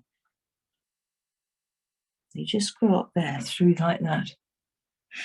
And then we've got a few through here on his cheek. There's no point in painting your cat if you don't put the characteristics that make your cat. That's just crazy. So those few little hairs for me will make that my cat. I want to take the white and in the corners of the eyes here, I'm going to drop in a highlight because that's the water picking up on the moisture in the cat's eyes. I'm going to do the same in these corners as well. And then I'm going to take my white and into these pupils, I'm going to drop highlight. Oh, and suddenly the cat comes to life. It doesn't matter whether you put them to the left or to the right, or whether you have 1 or 2 or 6. I mean, I could drop another little one in there, and that's absolutely fine. But please make sure it's the same in both eyes, because if you don't, you're going to make your animal look, or your person look boss-eyed. And then we can use this if we want to just catch a few little bits of hair that have highlights on them out through here. So we could do that if we wanted to, just to give ourselves some movement and texture in the fur. We might have some little white hairs coming out from the tail where it's catching the light. So we could do that. I want to drop a little bit on his nose like that. All right, and that just gives you the highlight on his nose. And you might land up with a little bit there because that's his bottom lip on his mouth. So we could have that. I'd like to have, I'm going to keep that on paint on the brush, I don't want to get rid of it. We could have a highlight on our bauble.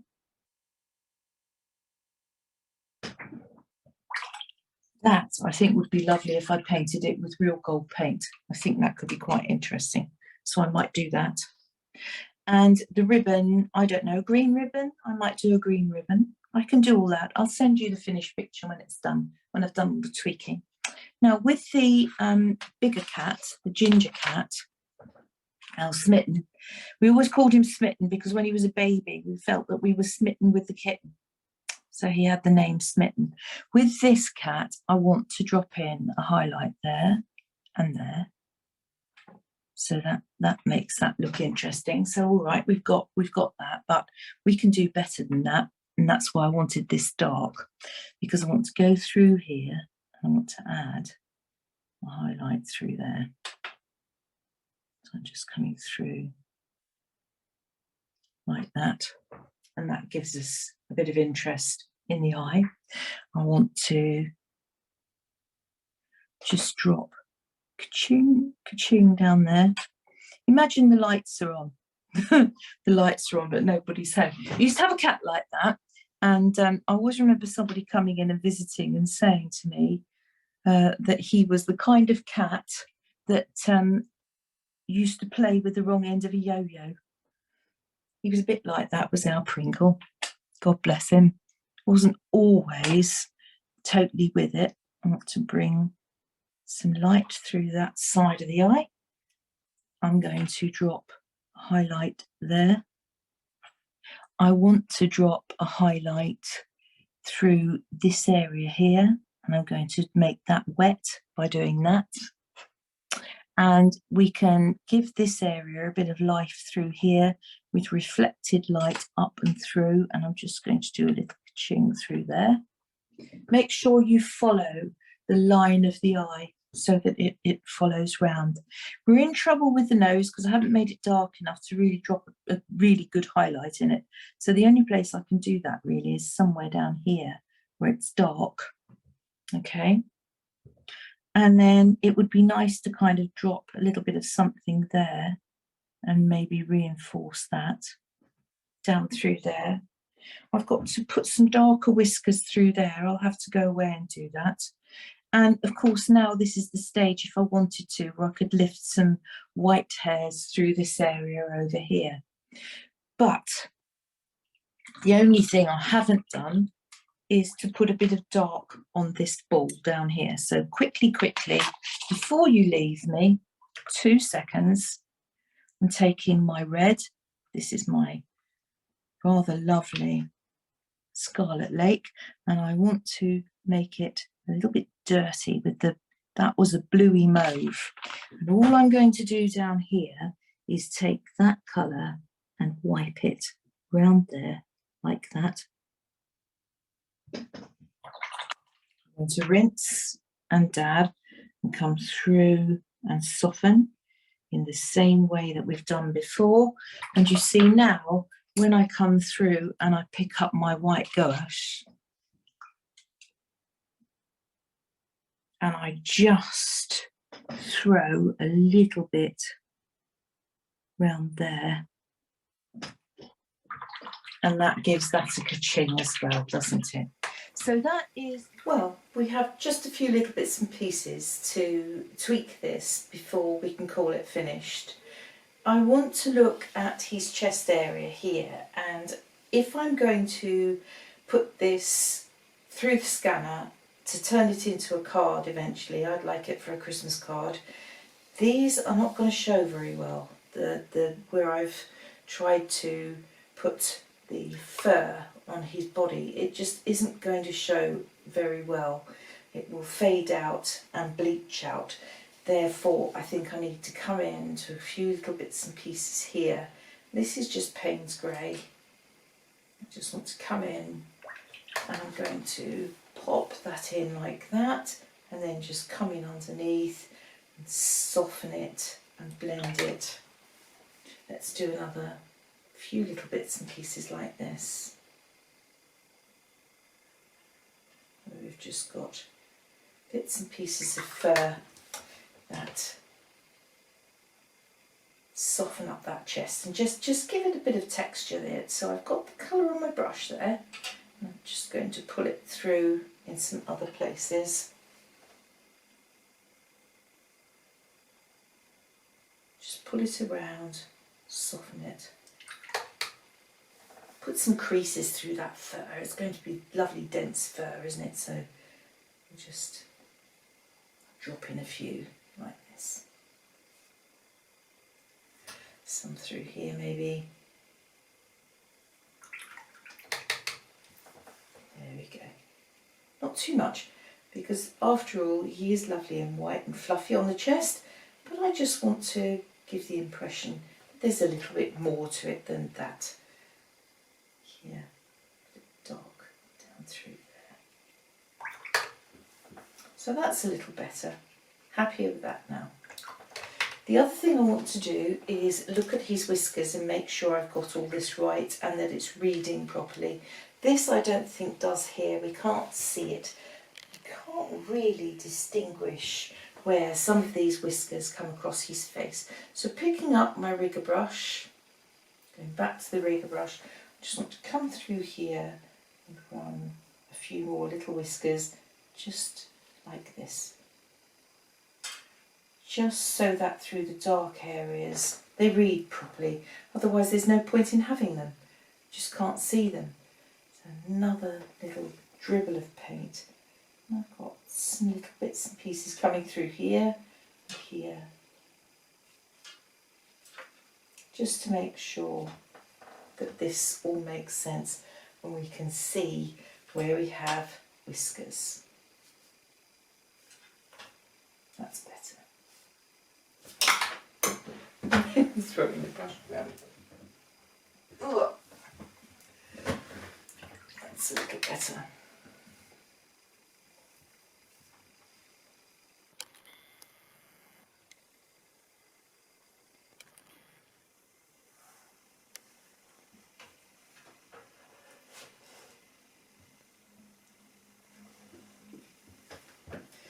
We now need to address this area here and what we're doing with the ribbon, because we've got this lovely ribbon. How are we going to handle that? Well, I think it would be lovely to paint that in green so that it picks up the green on the cat's eyes. That seems like a plan. And the other thing I want to do is just come around the edges of Sock's fur and to make it fluffy, because as it stands at the moment, it's quite blocky here. So again, using the rigger brush, I'm going to have to sit at an angle so that I can actually get into this. I want to come into here, and he's really fluffy. So I want to just do some of that so that we can see, cross some of them over. But he's really, really a fluffy pussycat. So I want to give that impression. There's lots of fur on him. So down here, some little bits through here. Be careful I don't hit the ribbon, because I want to keep that nice and clean. There we go, that's okay. And just want to smarten up that back a bit. And again, just going to pull a few little hairs through his back like this so that we can see that he really is a fluff ball. That's it. And some through here on his leg where he's got his paw on the bauble. We've got plenty on the tail, so I'm happy with all of that. That's fine. I'm not concerned about that at all. And now I want to look at the bauble. With this, I'm going to introduce you to some gold paint. But first off, because the gold is a metallic paint, when we try and put watercolour on top, it doesn't sit on top. Therefore, this shaded area here, where this would be in shadow, just going to put some black. Now this is a Sharpie pen, and the reason why I want to use the Sharpie pen is because it's permanent and it won't move when I put water on it. We've got the gold coming here over the ribbon, so down behind the ribbon I'm just going to put a little bit dark there as well, and then this can stay quite light, just a bit of dark in there, and you'll see that that makes sense in just a second. So that's a Sharpie pen, and that's because that is permanent and it's not going anywhere. Now Mr. Sox loves cat milk, and I keep the lids from the cat milk because I can do this kind of thing, use it, throw it away, and it's recycling this, isn't it? Works out quite well for me and for Mr. Sox. Now this is Schminky, and the colour I'm using is rich pale gold, and it's called Tro Coal Bronze, and it has the gouache powder in it to hold it together and to stick it, but I don't find it's quite enough. So it's metallic powder, it really is powder, it's really rather beautiful, and I like to use gum arabic with it, and that is effectively the glue. All I've got to do, no water at all, don't bother with water, just go straight into the gum arabic, have a brush full, and then if I dip into there and then pull it through into my, look at that. And it's beautiful. And now we can paint with that. Can you see the glimmer? Oh, isn't that lovely, the glimmer. Look.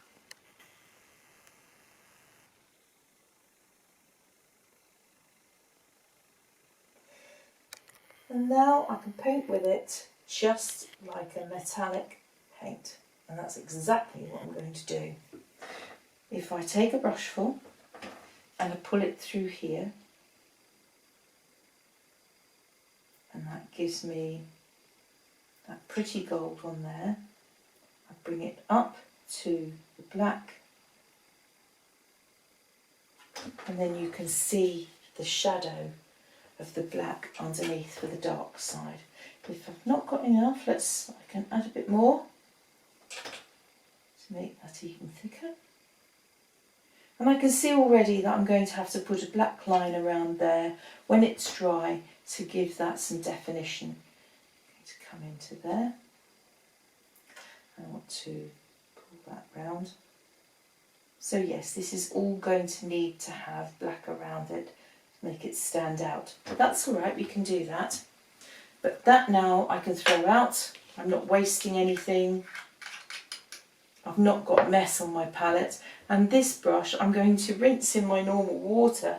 And the reason for that is because now it will give me a little bit of sparkle in my water for the rest of my painting. And I quite like that. I quite like that, you know. Now, some of it, the powder has kind of dropped here and just where I had the lid. And all I'm going to do is just, and that will give the painting now a bit of a twinkle. I'm not going to waste it. I've pushed that into the paper, and as you look at that in the light now, it will shimmer. You can't beat a bit of twinkle, can you? Now, green ribbon we said, didn't we?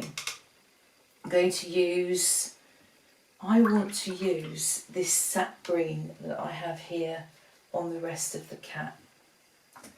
I've got that in another palette just next to me. So I'm coming in a little bit at a time. Let me start here. Immediately think, oh, that's too dark. So, a little bit of paint on, and water, and use the water. Like that. Let's see how we go. Light against dark, dark against light. It will be dark there, where it folds over, in that area there. But for the rest of it, I want to just use water. I'm coming in with just a damp brush. I'm going to pull it through. Just like that. There was some black on there from the cat. I'm just going to manipulate that and pull it through, and that will become part of the shadows, so that's okay. We've got a scruffy edge here. I'll clean that up in a minute and I'll show you how. That's all right. Don't worry about it now, let it all dry. It's when you go into it, when it's wet and we start to fiddle with it, that's when the problems arise. So ribbons folded over here so it'll be dark in there.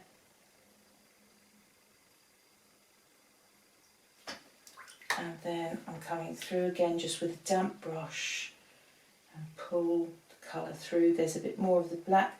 This is paint that's escaped on the masking fluid and has been left behind, and I'm just incorporating it into it. Just move it around until it's gone, and then it'll blend in. That's okay. Can we leave that alone for now, because that's wet, and if I got to there it would smudge, it would be horrible, so I'm not doing that. One thing we could do to make lives easier for ourselves is to look at those whiskers and think, A up, those whiskers are over the top of this ribbon. Now the way I've painted that, this is coming forward and these whiskers are behind, but I think these whiskers are on top. So soap, wet, rigger brush, squidge it into the soap until it's all covered, and then we're going to find our masking fluid. And all I'm going to do is two tiny little bits here, just across from the whisker to that whisker, that across through there, and then hopefully that one's okay. If you're worried about it in any way, mask it out. And then the same's going to apply down here, you see, look. So through there, I'm going to just reload, there and there. These are all right, this is all fine. That whisker goes over the top of that one, so we're going to do that. And I think that should do us. If I rinse my brush, that's nice and clean now, so that was saved by the soap. And let's move on and do another bit of our green ribbon, something else that we can do. I can come up here, can't I? So if I grab some green, mind where I put my fingers, well, I've got previous for that. That can be really quite dark against the gold to make it show up. And where it goes down behind our bauble, that will also be quite dark. So let's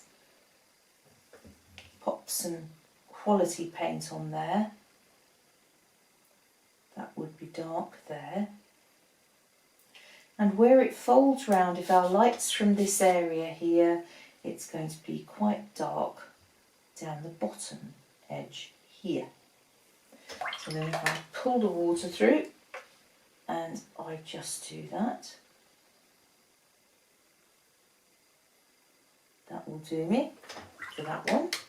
Let's have a little think about this one. So lots of paint, quite decent thickness of paint, and then the same applies. There'd be shadow underneath that bit of gold, and because that's dark, that will make the gold show up.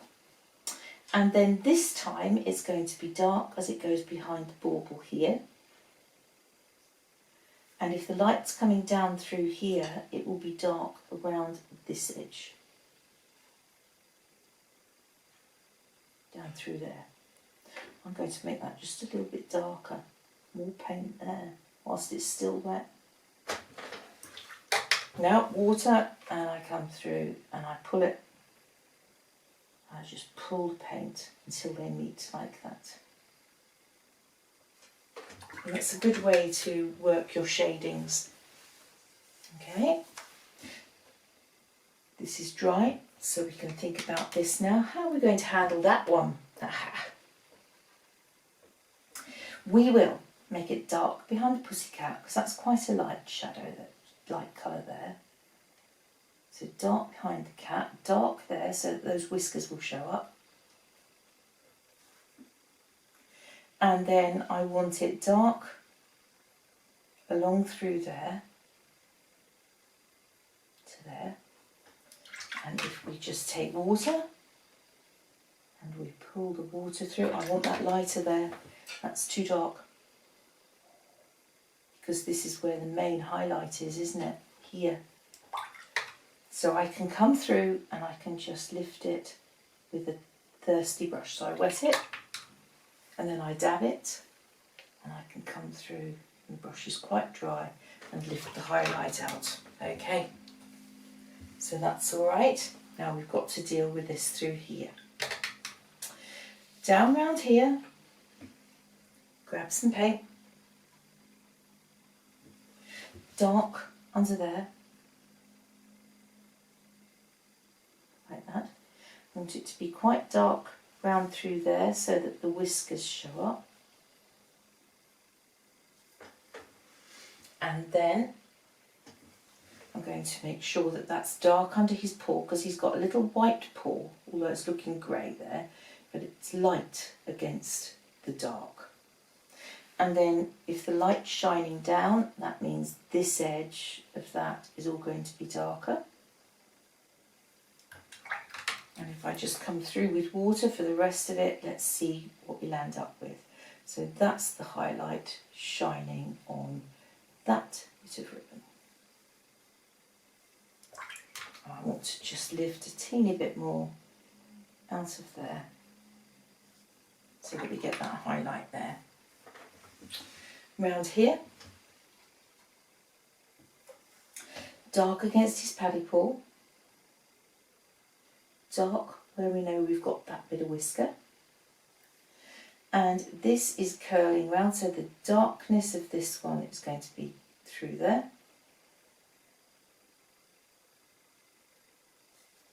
And just there. I'm going to pull water through, like so, and then through here like that. I want to lift a little bit out of there, clean it, make it dry, and then just pull some colour out. Okay, so that is folding and curling. Good. Now we look at it and we think, have we done it right? I think this is dry now here.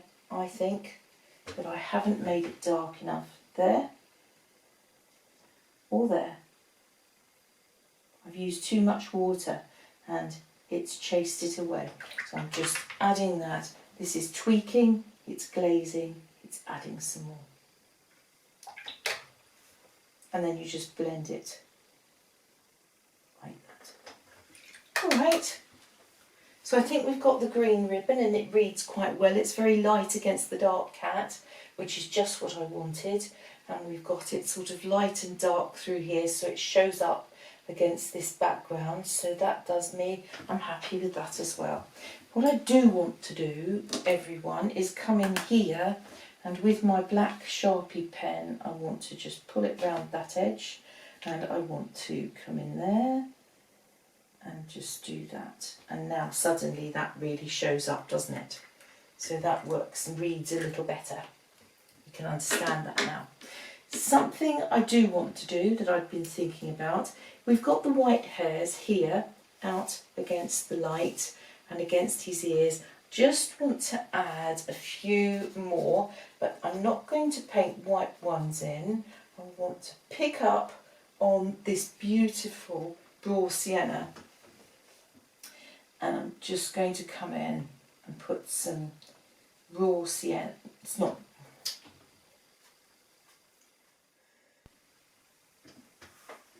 So this isn't his ear hair, this is just the hair from his head, from here, from his face. I just want to pull a few little hairs out so that it's not just white ear hair. And where we've got the harsh line at the edge, where I've painted that, you can see that we've got this definite stop line here. I want to rinse that brush and come in with a wider brush and just come in and in a zigzaggy motion soften that edge, just like that. Don't fiddle with it because we don't want to move the colour that's underneath. But I can do that, and that just smudges and nudges and budges all of that so that it just softens up and disappears. There we are. And I'm looking at it and I'm trying to think if I need to do anything else to it. Let's take the masking fluid off here and here. Just as a supplementary, we were looking at this earlier on, weren't we, and thinking maybe that edge was a bit scruffy. You've got two options. You can either go in there with the Payne's Grey and paint in against the edges, or you could come in with a pen and just gently, gently come down here and work your way through with the black pen. And that will tighten the edges right up, make them look smart, just like that. And the job's done. That's so much better, isn't it?